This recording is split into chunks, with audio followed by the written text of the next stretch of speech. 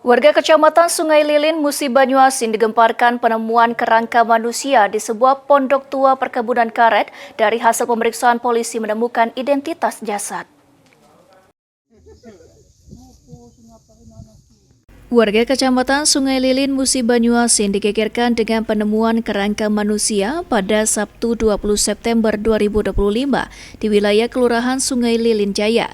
Penemuan jenazah manusia yang sudah menjadi tengkorak ini ditemukan oleh seorang penyadap karet yang mencium bau menyengat dari sebuah pondok yang lama tak digunakan. Mana kondisi jenazah yang tinggal kerangka ditemukan dalam kondisi tidak utuh, bahkan tulang-tulangnya berserakan di 16 titik berbeda yang diduga terbawa oleh hewan liar.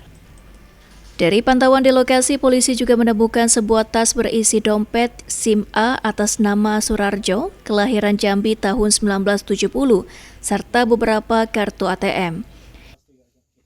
Tadi pas beres saya sama mama. Nah, pas bagian bawah dekat gubuk itu, tidak sengaja aja aku lihat gubuk itu. Kan di bawah itu juga ada lubang-lubang kan. Nah, tiba-tiba kok ada kepala tengkorak manusia.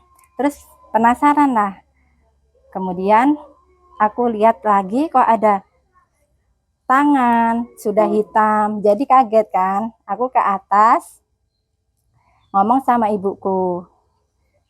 Tak suruh ngeliatin juga. Itu sekitar jam berapa? Sekitar jam 9 pagi. Hingga saat ini polisi masih enggan memberikan keterangan kepada awak media terkait penemuan tengkorak manusia. Ruzi Iskandar, Pol TV.